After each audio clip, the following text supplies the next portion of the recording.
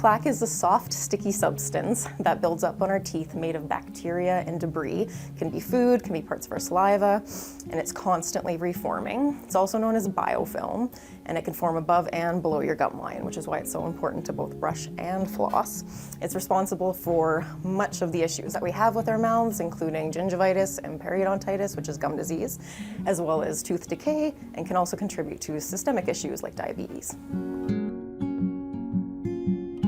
Tartar buildup is the hard calcified deposit that we find on our teeth in the areas that we've missed removing plaque. When we're brushing and flossing at home, or if we're not doing that, we're going to leave stuff behind, and as our saliva washes over those areas, it's going to harden up into a calcified deposit known as tartar or calculus. At that point, it has to be removed through scaling. Fluoride has a few benefits, the main one being that it remineralizes your tooth enamel.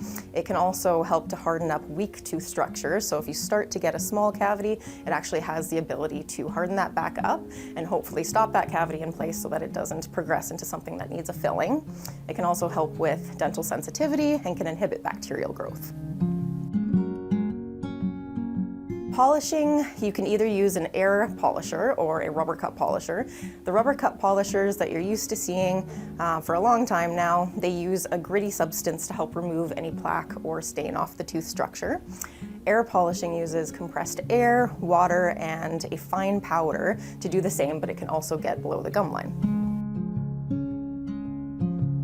So scaling, once we have that hardened calcified deposit on our teeth, known as calculus or tartar, we need to use mechanical instruments like our hand instruments or scalers, or ultrasonic instruments to remove that buildup on the teeth, both above and below the gum line.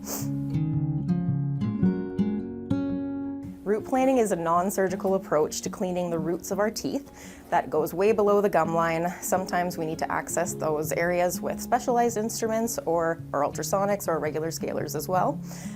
We often have these deep gum pockets that need to be root planed due to gum disease and recession.